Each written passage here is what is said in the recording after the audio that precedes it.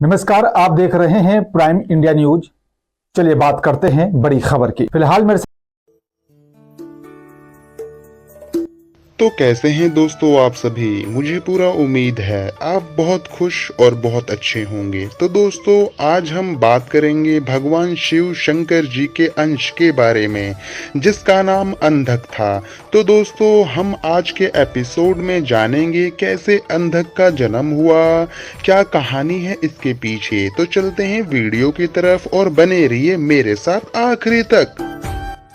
प्राचीन काल से ही काशी शिव क्रीड़ा का केंद्र रहा है। एक बार भगवान शिव माता पार्वती सहित काशी पधारे।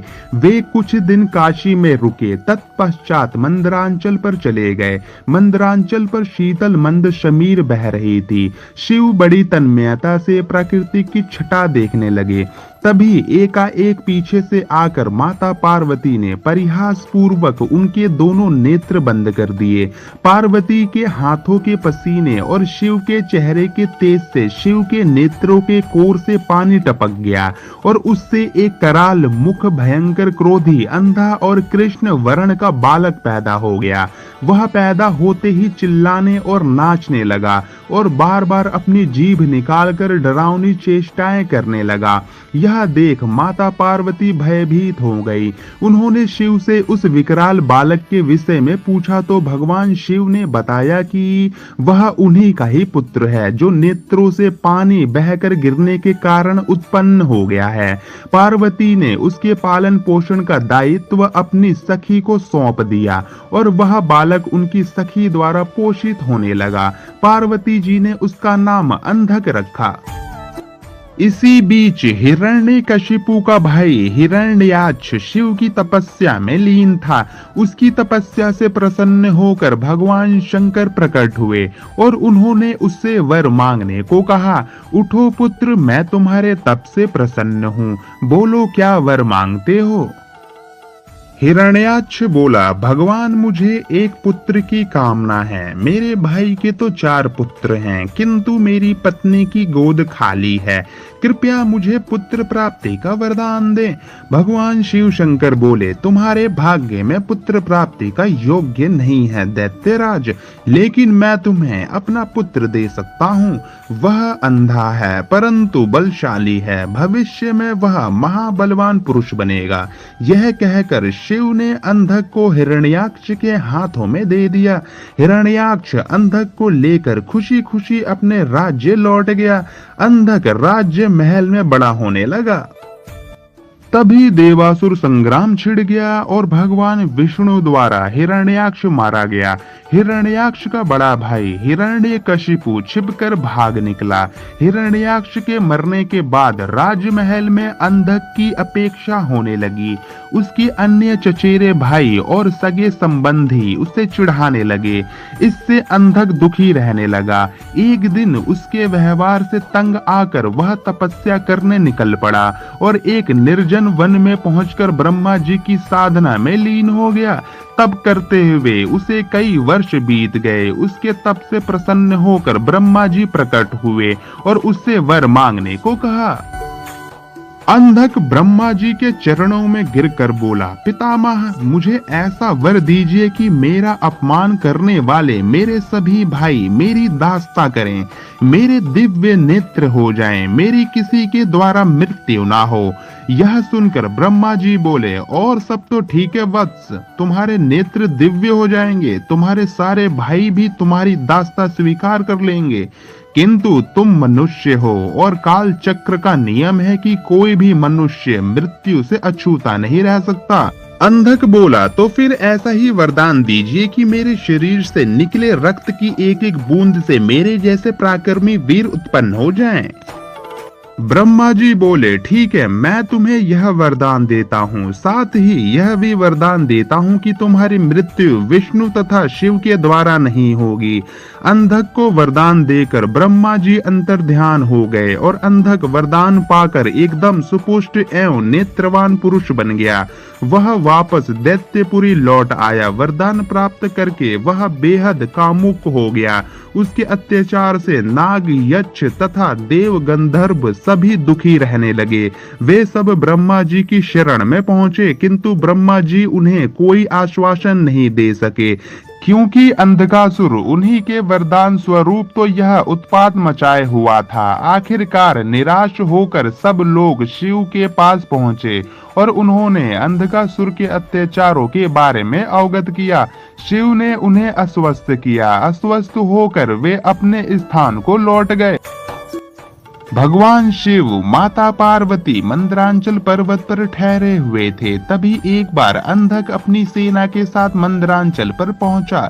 पर्वत की सुरम्यता देखकर वह विभोर हो उठा। उसने सोचा, कितना सुंदर स्थान है, क्यों ना यहाँ अपने लिए एक स्थानीय नगर का निर्माण करा दिया जाए। यह सोचकर उसने अपने एक सेवक को आदेश दिया, तुम कोई उचित स्थान तलाश करो जहाँ हमारे लिए एक शानदार महल बन सके। आज्ञा पाकर सेवक उचित स्थान की खोज में निकल पड़ा। कुछ दूर जाने पर उसे एक जटाधारी पुरुष तप करता दिखाई दिया। उसके समीप ही एक सुंदर स्त्री बैठी हुई थी। उसने सोचा, वाह क्या सुंदरी है, लेकिन यह इस तपस्वी के पास क्या कर रही है? इसे तो राजमहल की शोभा होना चाहिए, चलकर महाराज को सूचित करूं। यह सोचकर वह वापस लौट आया और अंधक को सारा वृतांत कह सुनाया। सुनकर अंधक बोला, फिर से जाओ और उस सुंदरी को उठाकर मेरे पास ले आओ और उसे साथ के तपस्वी को बोल देना कि मैं दैत्यराज अंधक का दूत हूँ और उनके लिए इस सुंदरी को ले जाना चाहता हूँ। दूत पुनः उसी स्थान पर जा पहुंचा। तब तक शिव भजन पूजा से निर्वृत्त हो चुके थे। उसने अपने स्वामी अंधक का आदेश उन्हें कह सुनाया। सुनकर शिव ने उससे कहा, जाओ अपने महाराज से कह देना कि किसी की पत्नी पर कुदृष्टि डालना बहुत ही अनुचित कार्य होता है। यह सुनकर दूत वापस लौट आया। उसने अंधक को शिव द्वारा दिया गया उत्तर सुना दिया। सुनकर अंधक गुस्से से आग बबूला हो उठा। वह अपनी सेना की एक टुकड़ी लेकर शिव पर टूट पड़ा, लेकिन शिव के गण वीरभद्र ने उन्हें मारकर भगा दिया। अंधक के सेनापति नील ने मायावी हाथी का वेश धारण किया और वह शिव गणों की ओर लपका। यह देख वीरभद्र ने तुरंत सिंह का वेश धारण कर लिया और नील का वध कर डाला।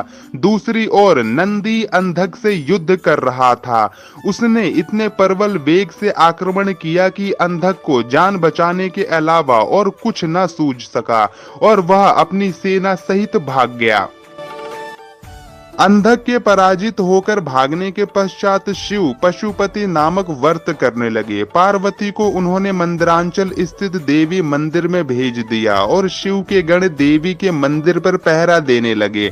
अंधक अपनी पराजय को ना भूल सका। उसने पुनः सेना एकत्रित की और हमला कर दिया। घनघोर युद्ध छिड़ गया। अंधक ने नंदीश्वर को मूर्छित कर दिया। देव ऋषि नारद मुनि द्वारा यह समाचार विष्णु तक पहुंचाया गया। इंद्र आदि को भी यह संदेश भेजा गया। देखते ही देखते देवों की एक विशाल सेना मंदरांचल पर आ जुटी। देवों और दैत्यों में भयानक युद्ध छिड़ गया, लेकिन दैत्यों की प्रबल मार के आगे देवताओं की हार होने लगी। उनके पैर उखड़ने लगे। अंधक ने एक बार फिर शिव के पास संदेश भिजवाया कि उस स्त्री को मुझे सौंप दो और अपनी जान बचा लो, अन्यथा शीघ्र ही अन्य देवों के साथ साथ तुम्हें भी यमलोक पहुंचना पड़ेगा। यह सुनकर शिव के नेत्र जल उठे। उन्होंने हुंकार भरते हुए अपना त्रिशूल उठाया। तभी घबराया हुआ नंदी वहां पहुंचा और शिव शंकर से बोला, हे प्रभु, दैत्य सेना बहुत ही प्रबल है।